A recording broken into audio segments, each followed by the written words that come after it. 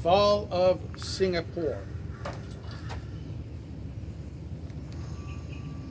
Here is Lieutenant General Arthur Percival, led by Ichiji Sugita, walking under a flag of truce to negotiate the capitulation of Commonwealth forces in Singapore, 15th February 1942.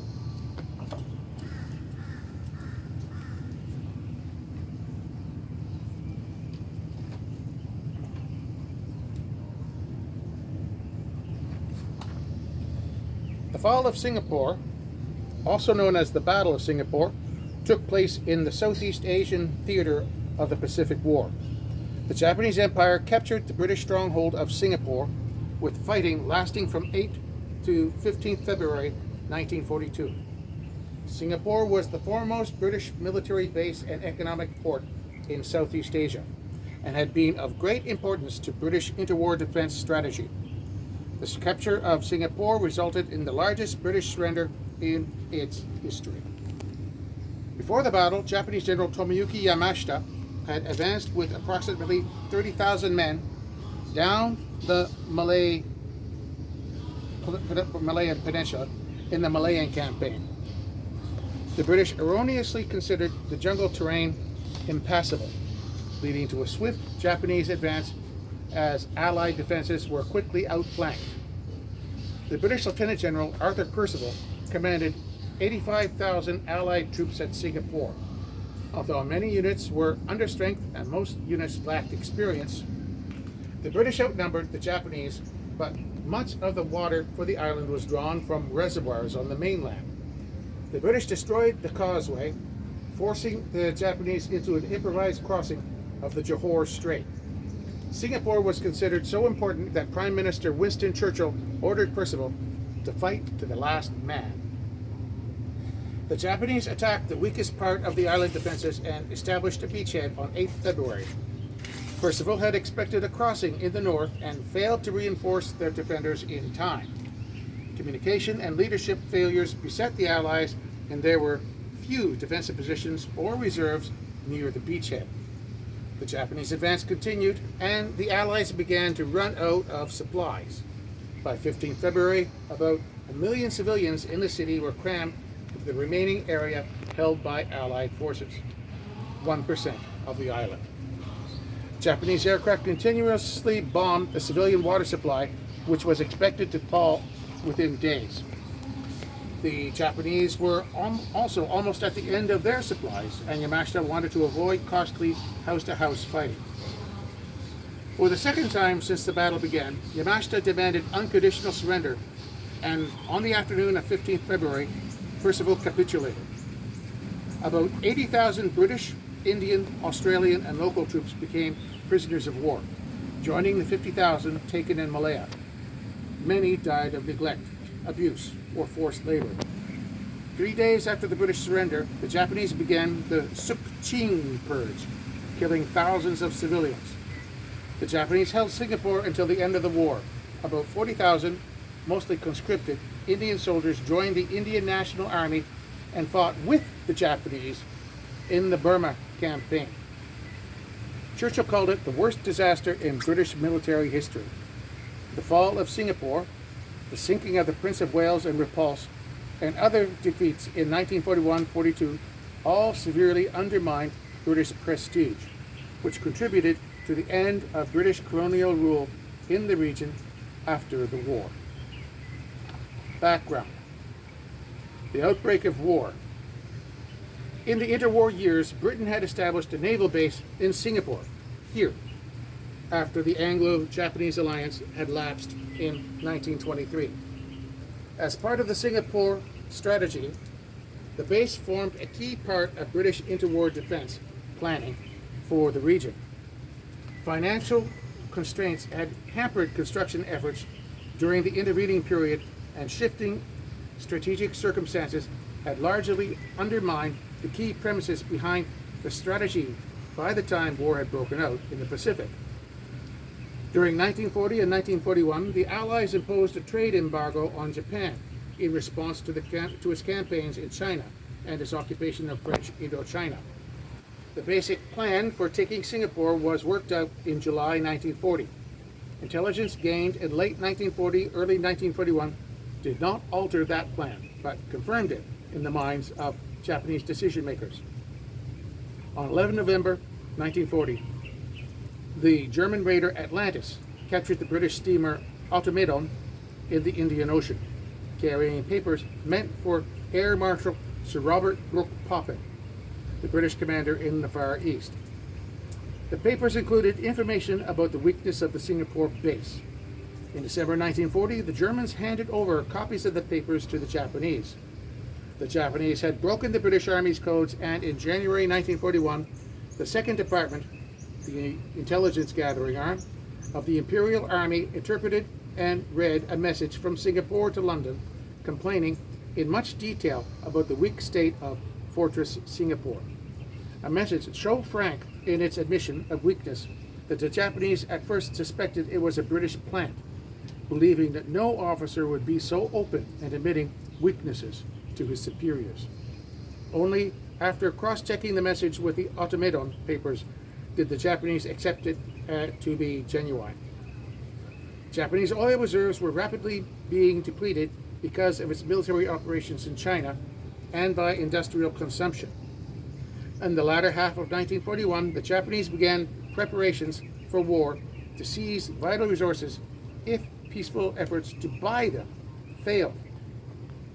Planners determined a broad scheme of maneuvers that incorporated simultaneous attacks on the territories of Britain, the Netherlands, and the United States. This would see landings in Malaya and Hong Kong as part of a general move south to secure Singapore, connected to Malaya by the Johor-Singapore Causeway, and then an invasion of the oil-rich area of Borneo and Java in the Dutch East Indies. Attacks would be made against the American naval fleet at Pearl Harbor, as well as landings in the Philippines and attacks on Guam, Wake Island, and the Gilbert Islands. Following these attacks, a period of consolidation was planned, after which the Japanese planners intended to build up the defenses of the captured territory by establishing a strong perimeter from the India-Burma frontier through to Wake Island and traversing Malaya, the Dutch East Indies, New Guinea, and New Britain, the Bismarck Archipelago, and the Marshall and Gilbert Islands. This perimeter would be used to block Allied attempts to regain the lost territory and defeat their will to fight. The invasion of Malaya. The Japanese 25th Army invaded Malaya from Indochina, moving into northern Malaya and Thailand by amphibious assault on 8th December 1941. This was virtually simultaneous with the Japanese attack on Pearl Harbor, which precipitated the United States' entry into the war. Thailand resisted landings on its territory for about 5 to 8 hours. It then signed a ceasefire and a treaty of friendship with Japan, later declaring war on the UK and the US. The Japanese then proceeded overland across the Thai-Malayan border to attack Malaya. At this time, the Japanese began bombing Singapore.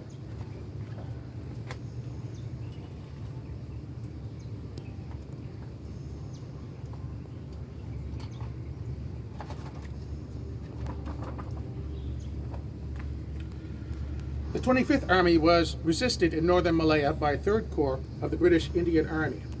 Although the 25th Army was outnumbered by Commonwealth forces in Malaya and Singapore, they did not take the initiative with their forces while Japanese commanders concentrated theirs.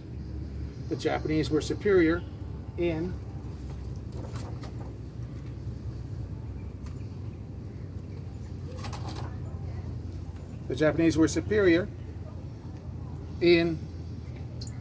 close air support, armor, coordination, tactics, and experience. Conventional British military thinking was that the Japanese forces were inferior and characterized the Malayan jungles as impassable. The Japanese were repeatedly able to use this to their advantage to outflank hastily established defensive lines. Prior to the Battle of Singapore, the most resistance was met at the Battle of Boer, which involved the 8th Australian Division and the 45th Indian Brigade. The British troops left in the city of Singapore were basically garrison troops. At the start of the campaign, the Commonwealth forces had only 164 first-line aircraft in Malaya and Singapore, and the only fighter type was the substandard Brewster 339E Buffalo. The Buffaloes were operated by one Royal New Zealand Air Force, RNZAF, two Royal Australian Air Force, RAAF, and two Royal Air Force, RAF, squadrons. The aircraft were, according to historian Peter Dennis, not considered good enough for use in Europe, and major shortcomings included a slow rate of climb and the fuel system, which required the pilot to hand pump fuel if flying above 6,000 feet, 1,800 meters. The Imperial Japanese Army Air Force was more numerous and better trained than the second-hand assortment of untrained pilots and inferior Commonwealth equipment remaining in Malaya, Borneo, and Singapore. Japanese fighters were superior to the Commonwealth fighters, which helped the Japanese to gain air supremacy. Although outnumbered and outclassed, the Buffaloes were able to provide some resistance, with RAAF pilots alone managing to shoot down at least 20 Japanese aircraft before the few survivors were withdrawn.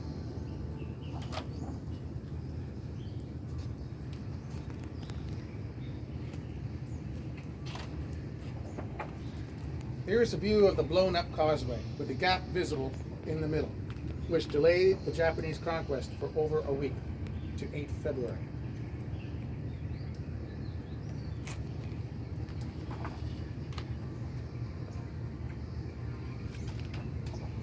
Force Z, consisting of the battleship HMS Prince of Wales, the battlecruiser HMS Repulse, and 4 destroyers, sailed north out of Singapore on 8 December to oppose expected Japanese landings along the coast of Malaya.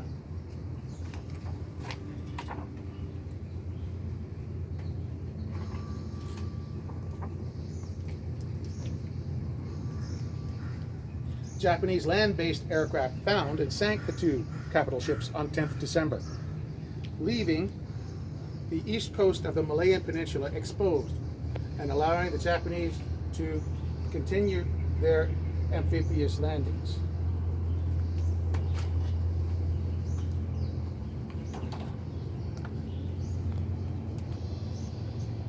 Japanese forces quickly isolated, surrounded, and forced the surrender of Indian units defending the coast. Despite their numerical inferiority, they advanced down the Malayan Peninsula, overwhelming the defenses. The Japanese forces also used bicycle infantry and light tanks, allowing swift movement through the jungle. The Commonwealth, having thought the terrain made them impractical, had no tanks and only a few armored vehicles, which put them at a severe disadvantage. Although more Commonwealth units, including some from the 8th Australian Division, joined the campaign, the Japanese prevented them from regrouping. The Japanese overran cities and advanced toward Singapore, which was an anchor for the operations of the American, British, Dutch, Australian Command, the ABDA-COM, the first Allied Joint Command of the Second World War. Singapore controlled the main shipping channel between the Indian and Pacific Oceans. An ambush was sprung by the 2nd of the 30th Australian Battalion on the main road at the Gebinche River near Gemas on 20th February, causing many Japanese casualties. At Bakriti, from 18th to 22nd January, the Australian 2nd of the 19th and 2nd of the 29th Battalions and the 45th Indian Brigade under Lieutenant Colonel Charles Anderson repeatedly fought through Japanese positions before running out of ammunition near Parit Sulong. The survivors were forced to leave behind about 110 Australian and 40 Indian wounded, who were later beaten, tortured, and murdered by Japanese troops during the Parit Sulong massacre. Of over 3,000 men from these units, only about 500 men escaped. For his leadership in the fighting withdrawal, Anderson was awarded the Victoria Cross.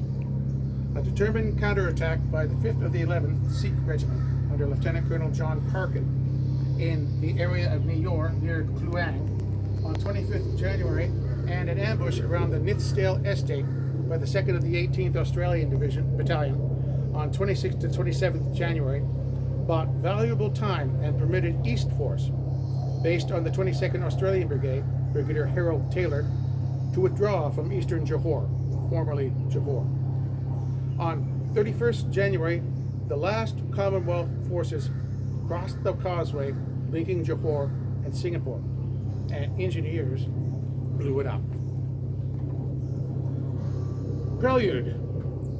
During the weeks preceding the invasion, Commonwealth forces suffered a number of both subdued and openly disruptive disagreements among its senior commanders, as well as pressure from Australian Prime Minister John Curtin. Lieutenant General Arthur Percival, commander of the garrison, had 85,000 soldiers, the equivalent, on paper at least, of just over 4 divisions.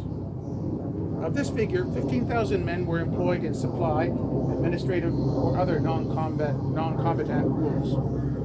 The remaining force was a mix of frontline and second-line troops. There were 49 infantry battalions, 21 Indian, 13 British, 6 Australian, 4 Indian States forces assigned to airfield defense, 3 Straits Settlements volunteer force, and 2 Malayan.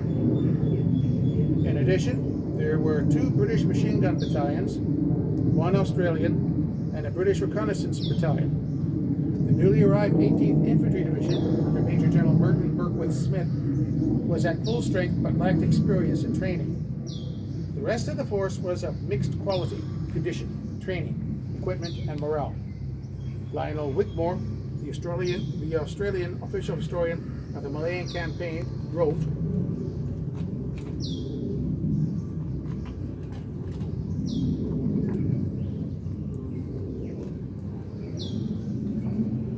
"Here is Singapore in early February 1942. The disposition of Commonwealth ground forces is in red. The main north-south transport corridor, formed by Woodlands Road and the railway, connecting the city centre in the southwest and the causeway, central north, is the black line running through the centre of the island. Serembun is at the northwest corner of the island. Bukit Timah is located close to the center of the transport corridor. Pasir Panjang is between the city center and the southwest corner of the island, and the Jurong line is the bracket-like shape in red, just west of Woodlands Road. Only one of the Indian battalions was up to numerical strength, 3 in the 44th Brigade, had recently arrived in a semi-trained condition. 9 had been hastily reorganized with a large intake of raw recruits, and 4 were being reformed but were far from being fit for action. 6 of the United Kingdom battalions in the 54th and 55th Brigades of the British 18th Infantry Division had only just landed in Malaya, and the other 7 battalions were undermanned. Of the Australian battalions, 3 had drawn heavily upon undertrained recruits new to the theatre. The Malay battalions had not been in action, and the Straits Settlements volunteers were only sketchily trained. Further, losses on the mainland had resulted in a general shortage of equipment. Percival gave Major General Gordon Bennett's 2 brigades from the 8th Australian Division responsibility for the western side of Singapore, including the prime invasion points in the northwest of the island. This was mostly mangrove swamp and jungle, broken by rivers and creeks. In the heart of the western area was RAF Tengah, Singapore's largest airfield at the time. The Australian 22nd Brigade under Brigadier Harold Taylor was assigned a 10-mile, 16-kilometer wide sector in the west, and the 27th Brigade under Brigadier Duncan Maxwell had responsibility for a 4,000-yard, 3,700-meter zone just west of the causeway. The infantry positions were reinforced by the recently arrived Australian 2nd of the 4th Machine Gun Battalion, also under Bennett's command, was the 44th Indian Infantry Brigade. The 3rd Indian Corps, Lieutenant General Sir Lewis Heath, including the 11th Indian Infantry Division under Major General Berthold Key, with reinforcements from the 8th Indian Brigade and the 18th Infantry Division, was assigned to the northeastern sector, known as the Northern Area. This included the naval base at Sembawang. The southern area, including the main urban areas in the southeast, was commanded by Major General Frank Simmons. These forces consisted of elements of the 1st Malaya Infantry Brigade and the Straits Settlements Volunteer Force Brigade and the Indian 12th Infantry Brigade in reserve.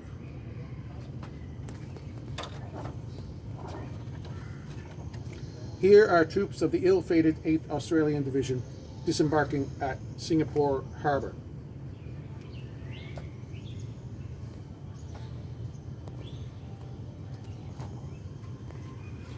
From 3rd February, the Commonwealth forces were shelled by Japanese artillery, and air attacks on Singapore intensified over the next 5 days.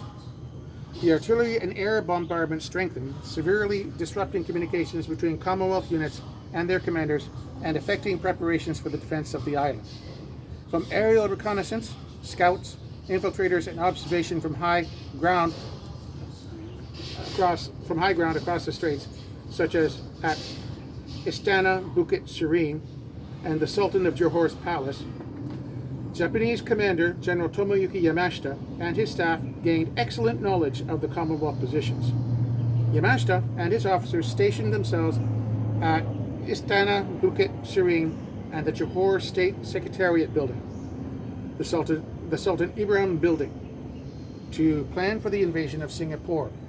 Although his military advisors judged that Istana Bukit Serene was an easy target, Yamashita was confident that the British Army would not attack the palace because it belonged to the Sultan of Johor.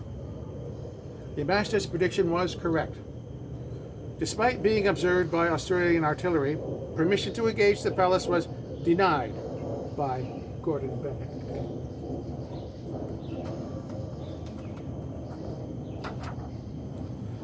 Here is one of Singapore's 15-inch coastal defense guns, elevated for firing.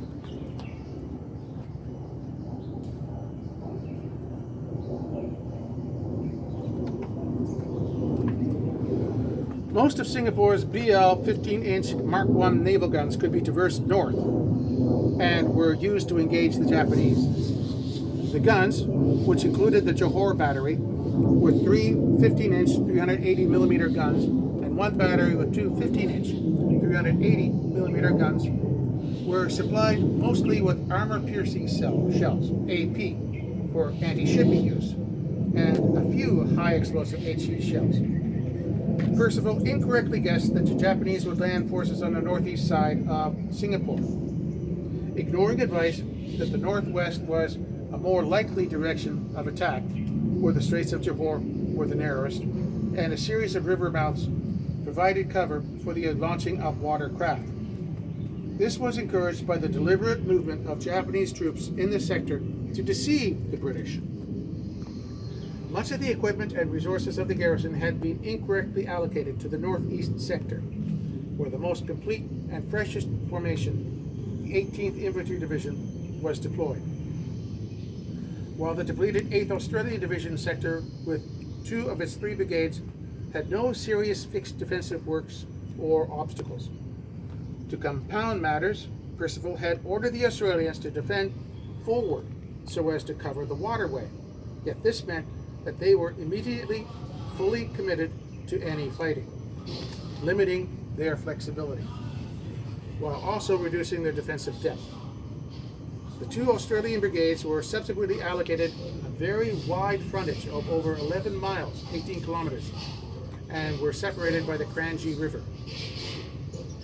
Yamashita had just over 30,000 men from 3 divisions: the Imperial Guards Division under Lieutenant General Takuba Nishimura, the 5th Division, Lieutenant General Takuro Matsue, and the Japanese 18th Division under Lieutenant General Renya Mutaguchi. Also in support was a light tank brigade. In comparison, following the withdrawal, Percival had about 85,000 men at his disposal although 15,000 were administrative personnel, while large numbers were semi-trained British, Indian, and Australian reinforcements that had only recently arrived. Of these forces that had seen action during the previous fighting, the majority were understrength and under-equipped. In the days leading up to the Japanese attack, patrols from the Australian 22nd Brigade were sent across the Straits of Johor at night to gather intelligence. 3 small patrols were sent out on the evening of 6 February. One was spotted and withdrew after its leader was killed and the boat sunk, and the other 2 managed to get ashore. Over the course of the day, they found large concentrations of troops, although they were unable to locate any landing craft. The Australians requested the shelling of these positions to disrupt the Japanese preparations, but the patrol reports were later ignored by Malaya Command as being insignificant, based upon the belief that the real assault would come in the northeastern sector, not the northwest. Battle. Here are the Japanese landings on Singapore Island in red. The scattered Australian defensive positions in blue. Blowing up the causeway had delayed the Japanese attack for over a week. Prior to the main assault, the Australians were subjected to an intense artillery bombardment over a period of 15 hours, starting at 2300 on 8 February 1942. The Yamashita's heavy guns fired a bombardment of 88,000 shells, 200 rounds per gun, along the straits, cutting telephone lines and isolating forward units. The British had the means to conduct counter-battery fire opposite the Australians that would have caused casualties and disruption among the Japanese assault troops. The bombardment of the Australians was not seen as a prelude to attack. Malaya Command believed that it would last several days and would later switch its focus to the northeast, despite its ferocity exceeding anything the Allies had experienced thus far in the campaign. No order was passed to the Commonwealth artillery units to bombard possible Japanese assembly areas. Shortly before 2030, on 8 February, the first wave of Japanese troops from the 5th Division and 18th Division began crossing the Johor Strait. The main weight of the Japanese force, about 13,000 men from 16 assault battalions, with 5 in reserve, attacked the 22nd Australian Brigade. The assault was received by the 2nd of the 18th Battalion and the 2nd of the 20th Battalion. Each Japanese division had 150 barges and collapsible boats, sufficient for lifts of 4,000. During the first night, 13,000 Japanese troops landed and were followed by another 10,000 after first light. The Australians numbered just 3,000 men and lacked any significant reserve. As the landing craft closed on the Australian positions, machine gunners from the 2nd of the 4th Machine Gun Battalion interspersed among the rifle companies and opened fire. Spotlights had been placed on the beaches by a British unit to illuminate an invasion force on the water, but many had been damaged by the bombardment, and no order was made to turn the others on. The initial wave was concentrated against the positions occupied by the 2nd of the 18th and the 2nd of the 20th Battalions around the Bulo River, as well as one company from the 2nd of the 19th Battalion. Over the course of an hour, intense fighting took place on the right flank of the 2nd of the 19th Battalion until its positions were overrun. The Japanese then advanced inland, concealed by the darkness and the vegetation. The resistance put up by the company of the 2nd of the 19th pushed the follow-on waves of Japanese craft to land around the mouth of the Murai River, which resulted in them creating a gap between the 2nd of the 19th and the 2nd of the 18th Battalions. From there, the Japanese launched 2 concerted attacks against the 2nd of the 18th, which were met with massed fire before they were overwhelmed, the Australians, by weight of numbers. Urgent requests for fire support were made, and throughout the night, the 2nd of the 15th Field Regiment fired over 4,800 rounds. Fierce fighting raged throughout the evening, but due to the terrain and the darkness, the Japanese were able to disperse into the undergrowth, surround and overwhelm pockets of Australian resistance, or bypass them by exploiting gaps in the thinly spread Commonwealth lines due to the many rivers and creeks in the area. By midnight, the two Japanese divisions fired star shot to indicate to the commander they had secured their initial objectives, and by 0100 they were well established. Over the course of 2 hours, the three Australian battalions that had been engaged sought to regroup, moving back east from the coast towards the center of the island, which was completed mainly in good order. The 2nd of the 20th managed to concentrate 3 of its 4 companies around the Namaze estate, although 1 was left behind. The 2nd of the 18th was only able to concentrate half its strength at Amakeng, while the 2nd of the 19th also moved back 3 companies, leaving a 4th to defend Tenga airfield. Further fighting followed in the early morning of 9th February, and the Australians were pushed back further, with the 2nd of the 18th being pushed out of Amakeng and the 2nd of the 20th being forced to pull back to Bulim, west of Bukit Panjang. Bypassed elements tried to break out and fall back to the Tenga airfield to rejoin their units and suffered many casualties.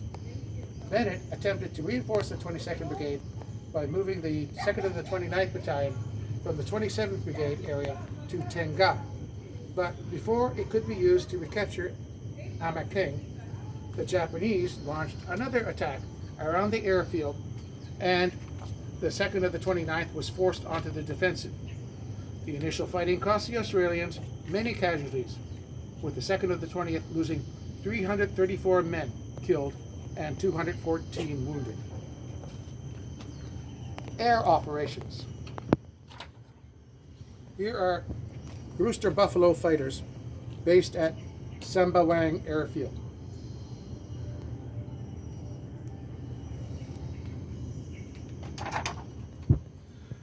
The air campaign for Singapore began during the invasion of Malaya.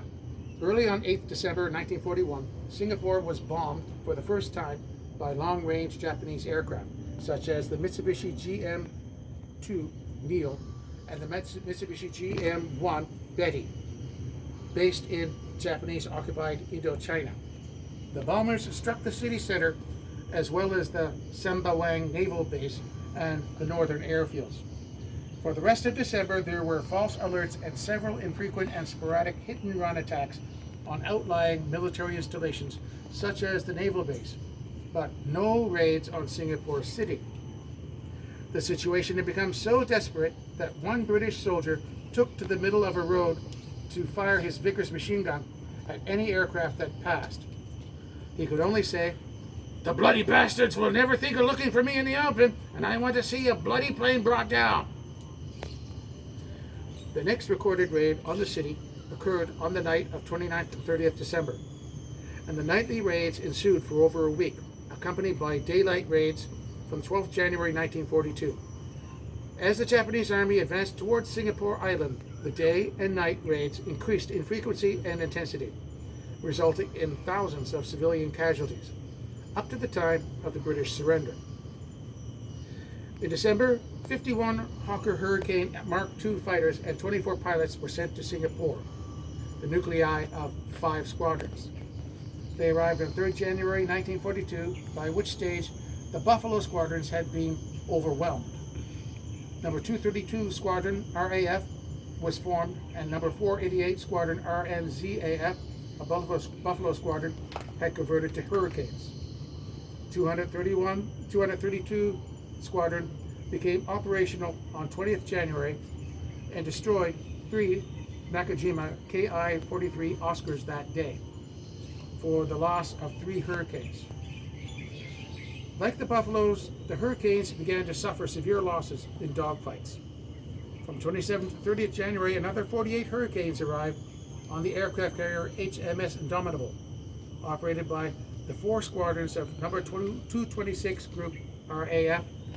They flew from an airfield called P1, codenamed P1, near Palembang, Sumatra, in the Dutch East Indies, while a flight was maintained in Singapore.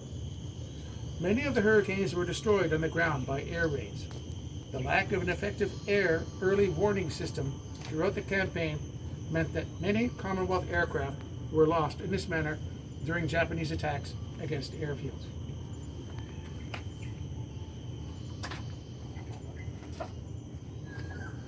Here is a Hawker Hurricane of number 232 Squadron RAF shot down on 8th February along the East Coast Road.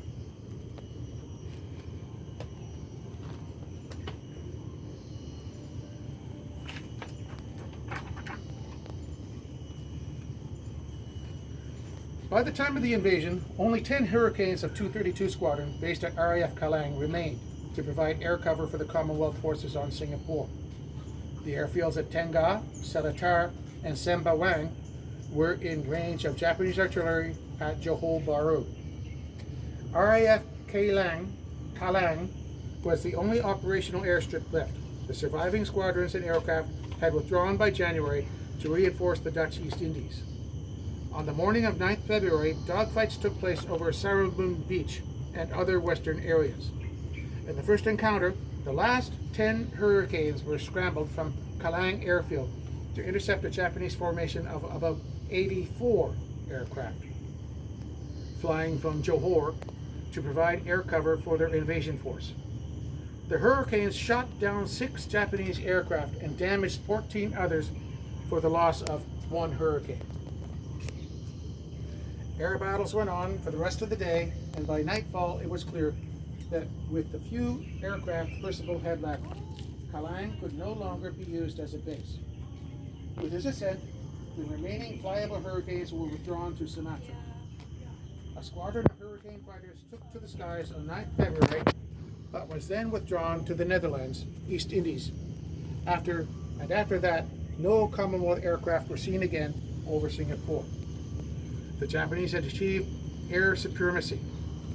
That evening, 3 Fairmile B motor launches attacked and sank several Japanese landing craft in the Johor Strait around its western channel on the evening of 9th February. On the evening of 10th February, General Archibald Wavell, commander of ABDA, ordered the transfer of all remaining Commonwealth Air Force personnel to the Dutch East Indies. By this time, Kalang Airfield was, according to author Frank Owen, so pitted with bomb craters that it was no longer usable. The second day, the Battle of Kranji. This is the inscription at Kranji War Memorial.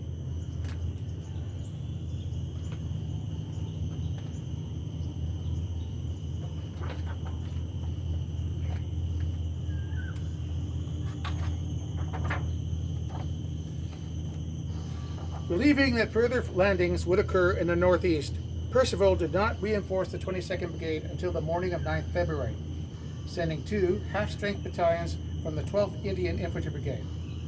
The Indians reached Bennett around noon. Shortly afterwards, Percival allocated the composite 6th and the 15th Indian Infantry Brigade to reinforce the Australians from their position around the Singapore racecourse. Throughout the day, the 44th Indian Infantry Brigade, still holding its position on the coast, began to feel pressure on its exposed flank, and after discussions with Percival and Bennett, it was decided that they would have to retire eastwards to maintain the southern part of the Commonwealth line. Bennett decided to form a secondary defensive line known as the Kranji-Jurong Switch Line, facing west between the 2 rivers, with its center around Bulim, east of Tengah Airfield, which subsequently came under Japanese control, and just north of Jurong. In the north, the 22nd Australian Brigade had not been engaged during the Japanese assaults on the first day, possessing only the 2nd of the 26th and the 2nd of the 30th, following the transfer of the 2nd of the 29th Battalion to the 22nd Brigade. Maxwell sought to organize his force to deal with the threat posed to the western flank. Late on 9th February, the Imperial Guards began assaulting the positions held by the 27th Brigade, concentrating on those held by the 2nd of the 26th Battalion.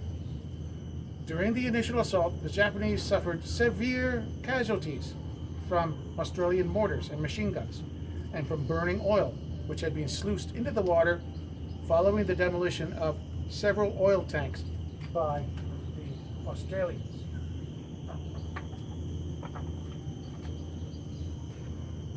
Some of the guards reached the shore and maintained a tenuous beachhead. At the height of the assault, it is reported that the guards commander, Nishimura, requested permission to cancel the attack due to the many casualties his troops had suffered from the fire, but Yamashita ordered them to press on. Here is a column of smoke from burning oil tanks at Singapore Naval Base.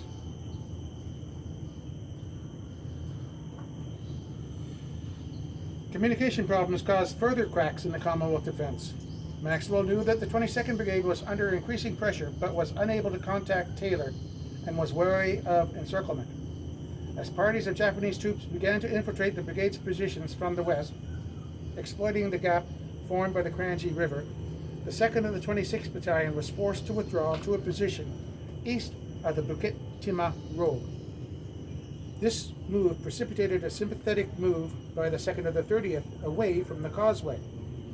The authority for this withdrawal would later be the subject of debate, with Bennett stating that he had not given Maxwell authorization to do so. The result was that the Allies lost control of the beaches adjoining the west side of the causeway. The high ground overlooking the causeway and the left bank of the 11th Indian Division was exposed. The Japanese were given a firm foothold to build up their force unopposed.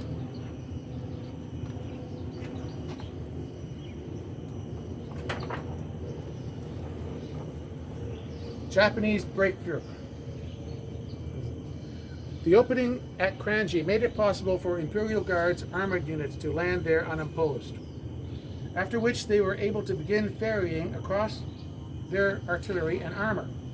After finding his left flank exposed by the withdrawal of the 27th Brigade, the commander of the 11th Indian Infantry Division, Key, dispatched the 8th Indian Infantry Brigade from reserve to retake the high ground to the south of the causeway. Throughout 10th February, further fighting took place along the Jurong line as orders were formulated to establish a secondary defensive line to the west of the Reformatory Road, with troops not then employed in the Jurong line. Misinterpretation of these orders resulted in Taylor, the commander of the 22nd Brigade, prematurely withdrawing his troops to the east, where they were joined by a 200-strong ad hoc battalion of Australian reinforcements known as X Battalion. The Jurong line eventually collapsed after the 12th Indian Brigade was withdrawn by its commander, Brigadier Archie Paris, to the road junction near Bukit Panjang, after he lost contact with the 27th Brigade on his right. The commander of the 44th Indian Brigade, Ballantyne, commanding the extreme left of the line, also misinterpreted the orders in the same manner that Taylor had and withdrew. On the evening of 10th February, British Prime Minister Winston Churchill cabled Wavell, "I think you ought to realize the way we view the situation in Singapore." It was reported to Cabinet by the CIGS Chief of Imperial General Staff, General Alan Brooke, that Percival had over 100,000 men, of whom 33,000 are British and 17,000 Australian. It is doubtful whether the Japanese have as many in the whole Malay Peninsula. In these circumstances, the defenders must greatly outnumber Japanese forces who have crossed the straits, and in a well-contested battle, they should destroy them. There must at this stage be no thought of saving the troops or sparing the population. The battle must be fought to the bitter end at all costs. The 18th Division has a chance to make its name in history. Commanders and senior officers should die with their troops. The honor of the British Empire and of the British Army is at stake. I rely on you to show no mercy to weakness in any form. With the Russians fighting as they are, and the Americans so stubborn at Luzon, the whole reputation of our country and our race is involved. It is expected that every unit will be brought into close contact with the enemy and fight it out.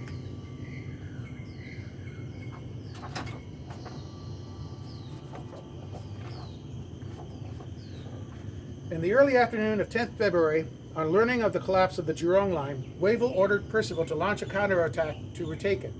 This order was passed on to Bennett, who allocated X Battalion, and Percival made plans of his own for the counterattack, detailing a three-phased operation that involved the majority of the 22nd Brigade.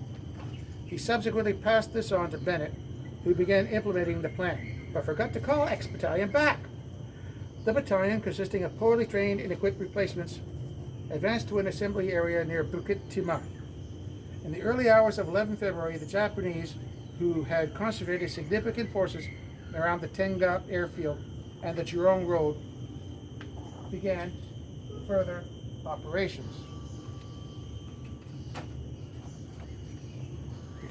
offensive operations. The 5th Division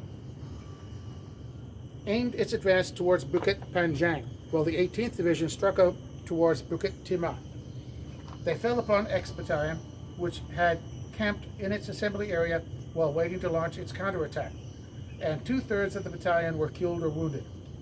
After brushing aside elements of the 6th and the 15th Indian Brigade, the Japanese again began attacking the 22nd Australian Brigade around the Reformatory Road.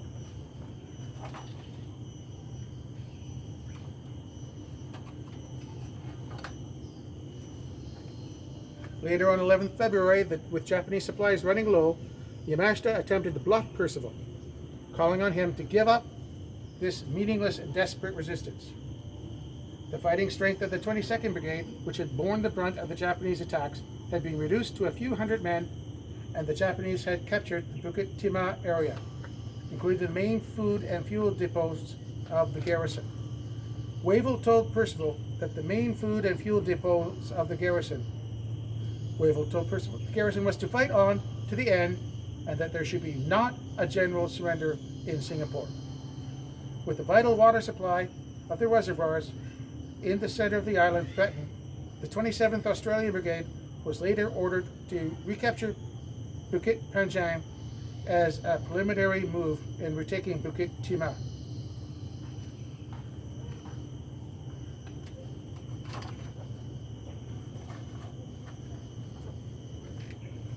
The counterattack was repulsed by the Imperial Guards, and the 27th Australian Brigade was split in half on either side of the Bukit Timah Road, with elements spread as far as the Pierce Reservoir. So here we have a quote from Yamashita. "My attack on Singapore was a bluff that worked. I had 30,000 men and was outnumbered more than 3-1. I knew that if I had to fight for long for Singapore, I would be beaten.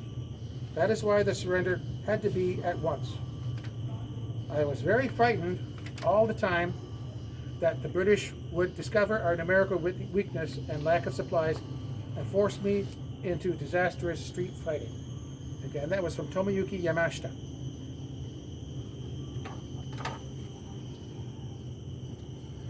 The next day, as the situation worsened for the Commonwealth, they sought to consolidate their defenses. During the night of 12th to 13th February, the order was given for a 28-mile, 45-kilometer perimeter to be established around Singapore City at the eastern end of the island. This was achieved by moving the defending forces from the beaches along the northern shore and from around Changi, with the 18th Infantry Division being tasked to maintain control of the vital reservoirs and effecting a link-up with the Simmons Southern Area forces. The withdrawing troops received harassing attacks all the way back. Elsewhere, the 22nd Brigade continued to hold a position west of the Holland Road until late in the evening, when it was pulled back to Holland Village. On 13th February, Japanese engineers repaired the road over the causeway, and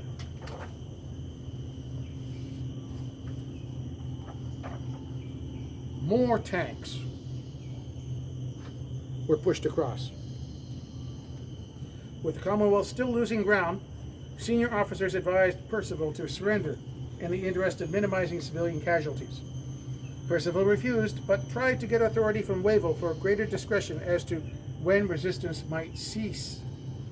The Japanese captured the water reservoirs that supplied the town, but did not cut off the supply. That day, military police executed Captain Patrick Heenan for espionage. An air liaison officer with the British Indian Army. Heenan had been recruited by Japanese military intelligence and had used a radio to assist them in attacking Commonwealth airfields in northern Malaya. He had been arrested on 10th December and court-martialed in January. Heenan was shot at Keppel Harbour on the southern side of Singapore, and his body was thrown into the sea. The Australians occupied a perimeter of their own to the northwest around Tanglin Barracks, in which they maintained an all-round defense as a precaution. To the right, the 18th Division, the 11th Indian Division, and the 2nd Malaya Brigade held the perimeter from the edge of the Farrar Road east to Kalang, while to the left, the 44th Indian Brigade and the 1st Malaya Brigade held the perimeter from Buona Vista to Pasir Panjang. For the most part, there was limited fighting around the perimeter, except around Pasir Panjang Ridge, 1 mile or 1.6 kilometers from Singapore Harbour, while the 1st Malaya Brigade, which consisted of a Malayan infantry battalion, 2 British infantry battalions, and a force of Royal Engineers, fought a stubborn defensive action during the Battle of Pasir Panjang. The Japanese largely avoided attacking the Australian perimeter, but in the northern area, the British 53rd Infantry Brigade was pushed back by a Japanese assault up the Thompson Road and had to fall back on north of Braddoll Road in the evening, joining the rest of the 18th Infantry Division in the line. They dug in, and throughout the night, fierce fighting raged on the northern front. This is the Argyll and Southern Highlanders when they withdrew across the causeway. They were the last units to be pulled back from the mainland.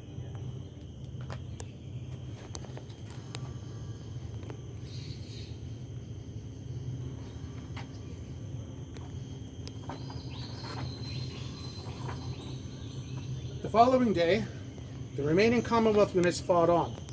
Civilian casualties mounted as 1 million people crowded into the 3-mile, 4.8-kilometer area still held by the Commonwealth, and bombing and artillery fire increased. The civilian authorities began to fear that the water supply would give out. Percival was advised that large amounts of water were being lost due to damaged pipes, and that the water supply was on the verge of collapse. The Alexandra Hospital Massacre. Here is the main entrance to the Alexandra Hospital in Singapore. On 14th February 1942, the Japanese renewed their assault on the western part of the southern area's defenses, near the area that the 1st Malayan Brigade had fought desperately to hold the previous day. At about 1300, the Japanese broke through and advanced towards the Alexandra Barracks Hospital. A British lieutenant, acting as an envoy with a white flag, approached Japanese forces but was killed with a bayonet. After Japanese troops entered the hospital, they killed up to 50 soldiers, including some undergoing surgery. Doctors and nurses were also killed. The next day, about 200 male staff members and patients who had been assembled and bound the previous day, many of them walking wounded, were ordered to walk about 400 meters, or 40 yards, to an industrial area. Those who fell on the way were bayoneted. The men were forced into a series of small, badly ventilated rooms where they were held overnight without water. Some died during the night as a result of their treatment. The remainder were bayoneted before following morning. Several survivors were identified after the war, some of whom had survived by pretending to be dead.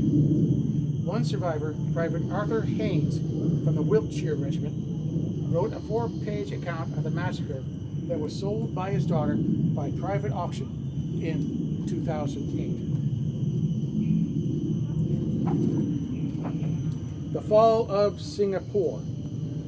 Here is Yamashita seated center. He thumps the table with his fist to emphasize his terms. Unconditional surrender. Percival sits between his officers, his clenched hand to his mouth. Throughout the night of 14th to 15th February, the Japanese continued to press against the Commonwealth perimeter, and though the line largely held, the military supply situation was rapidly deteriorating. The water system was badly damaged and supply was uncertain. Rations were running low, petrol for military vehicles was all but exhausted, and there was little ammunition left for the field artillery and anti-aircraft guns, which were unable to disrupt the Japanese air attacks, causing many casualties in the city center. Little work had been done to build air raid shelters, and looting and desertion by Commonwealth troops further added to the chaos in the area. At 0930, Percival held a conference at Fort Canning with his senior commanders. He proposed 2 options: an immediate counterattack to regain the reservoirs and the military food depot around Bukit Timah, or surrender. After a full and frank exchange of views, all present agreed that no counterattack was possible, and Percival opted for surrender. Post-war analysis had shown that a counterattack might have succeeded. The Japanese were at the limit of their supply line, and their artillery units were also running out of ammunition. A delegation was selected to go to the Japanese headquarters. It consisted of a senior staff officer, the colonial secretary, and an interpreter. The 3 set off in a motor car bearing a Union Jack and a white flag of truce toward the enemy lines to discuss a cessation of hostilities. They returned with orders that Percival himself proceed with staff officers to the Ford Motor Factory, where Yamashita would lay down the terms of surrender. A further requirement was that the Japanese Rising Sun flag be hoisted over the Cathay building. That was the tallest building in Singapore. Percival formally surrendered shortly after 1715. Earlier that day, Percival had issued orders to destroy all secret and technical equipment, ciphers, codes, secret documents, and heavy guns.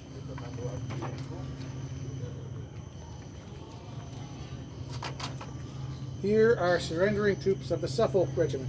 They are being held at gunpoint by... here are surrendering troops of the Suffolk Regiment, and they are being held at gunpoint by Japanese infantry. Under the terms of the surrender, hostilities were to cease at 20:30 that evening. All military forces in Singapore were to surrender unconditionally. All Commonwealth forces would remain in position and disarm themselves within an hour, and the British were allowed to maintain a force of 1,000 armed men to prevent looting until relieved by the Japanese. Yamashita also accepted full responsibility for the lives of the civilians in the city. Following the surrender, Bennett caused controversy when he decided to escape. After receiving news of the surrender, Bennett handed command of the 8th Australian Division to the Divisional Artillery Commander, Brigadier Cecil Callahan, and, along with some of his staff officers, commandeered a small boat. This is this gun.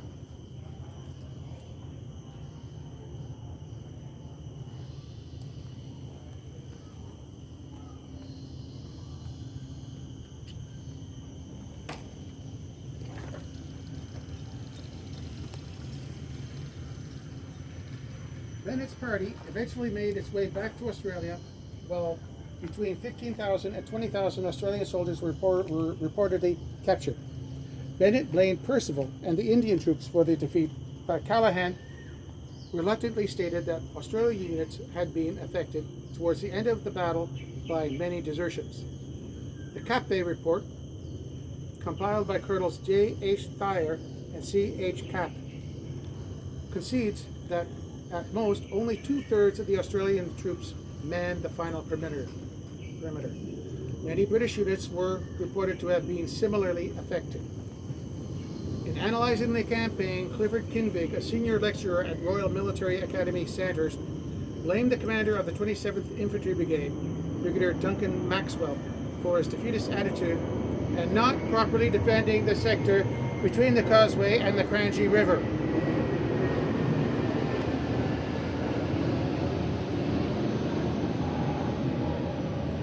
Elphick also claims that Australians made up the majority of stragglers.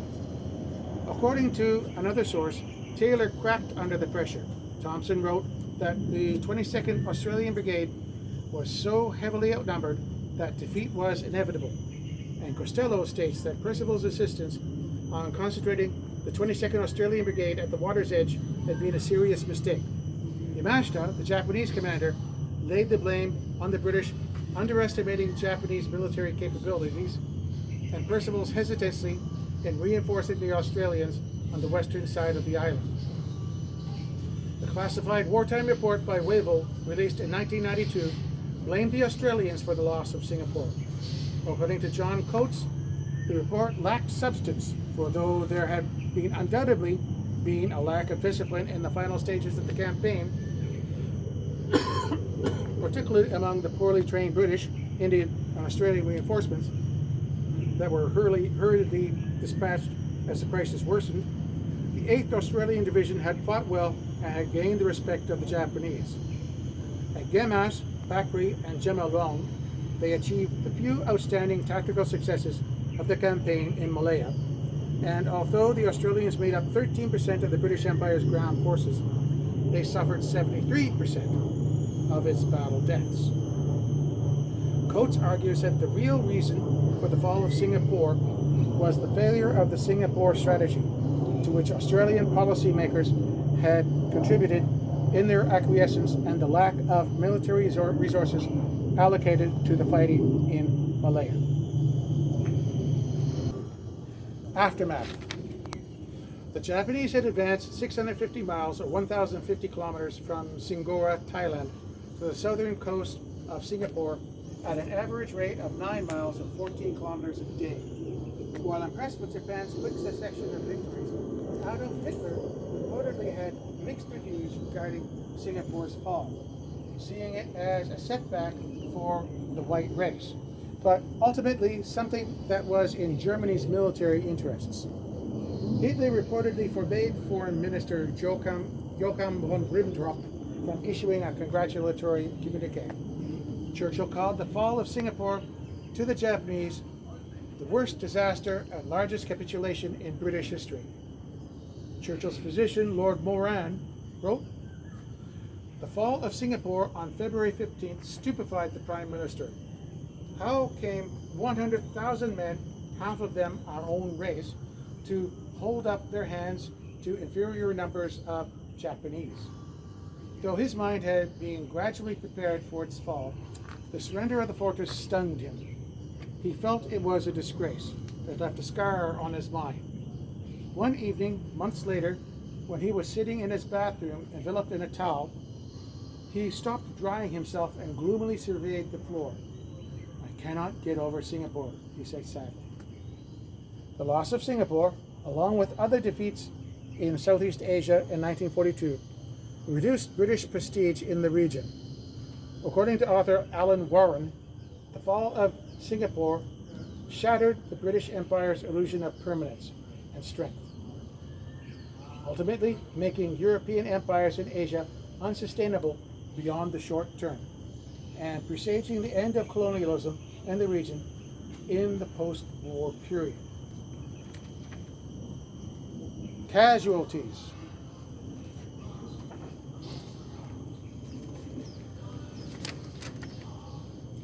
Here are Japanese soldiers shooting blindfolded Sikh soldiers.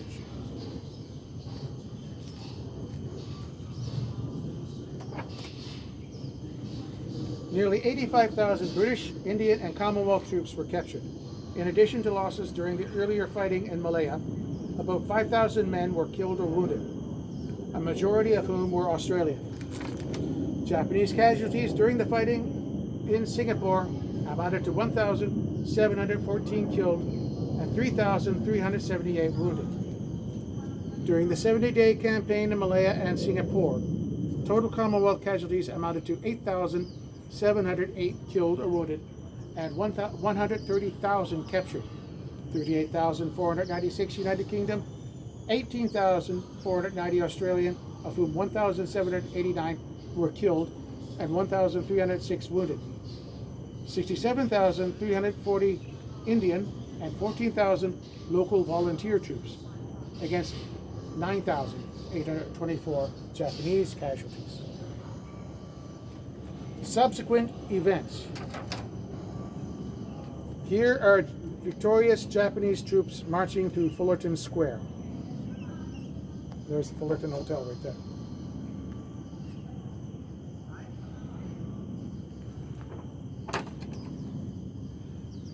The Japanese occupation of Singapore started after the British surrender. Japanese newspapers triumphantly declared the victory as deciding the general situation of the war.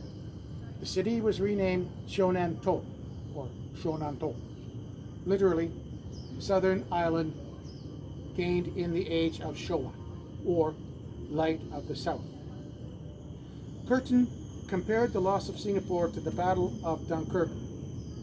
The Battle of Britain occurred after Dunkirk. The fall of Singapore opens the battle for Australia, Curtin said, which threatened the Commonwealth, the United States, and the entire English-speaking world. The Japanese sought vengeance against the Chinese and anyone who held anti-Japanese sentiments. The Japanese authorities were suspicious of the Chinese because of the Second Sino-Japanese War and murdered 50,000 citizen undesirables, mostly ethnic Chinese, in the Sukching massacre. The other ethnic groups of Singapore, such as the Malays and the Indians, were not spared. Residents suffered great hardships under Japanese rule over the following 3.5 years. Numerous British and Australian soldiers taken prisoner remained in Singapore's Changi prison, and many died in captivity. Thousands of others were transported by sea to other parts of Asia, including Japan, to be used as forced labor on projects such as the Siam-Burma Death Railway and Sandakan Airfield in North Borneo. Many of those aboard the ships perished.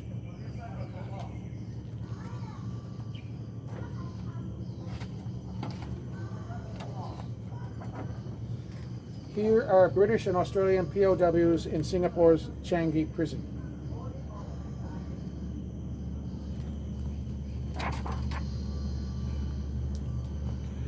An Indian revolutionary, Rash Bihari Bose, formed the pro-independence Indian National Army, the INA, with the help of the Japanese, who were highly successful in recruiting Indian prisoners of war.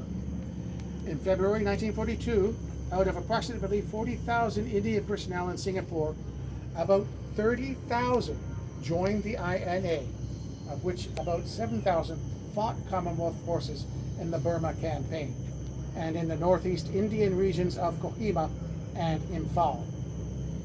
Others became POW camp guards at Changi. An unknown number were taken to Japanese-occupied areas in the South Pacific as forced labor. Many of them suffered severe hardships and brutality similar to that experienced by other prisoners held by Japan during the war.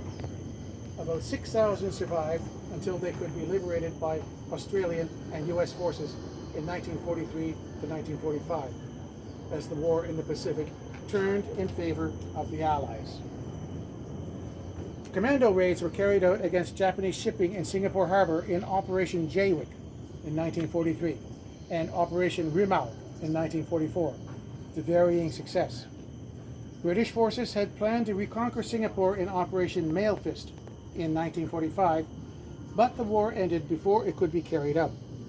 The island was reoccupied in Operation Tideras by British, Indian, and Australian forces following the surrender of Japan in September.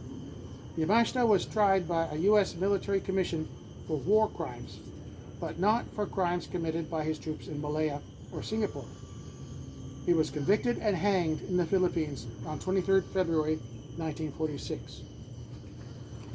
Commemoration.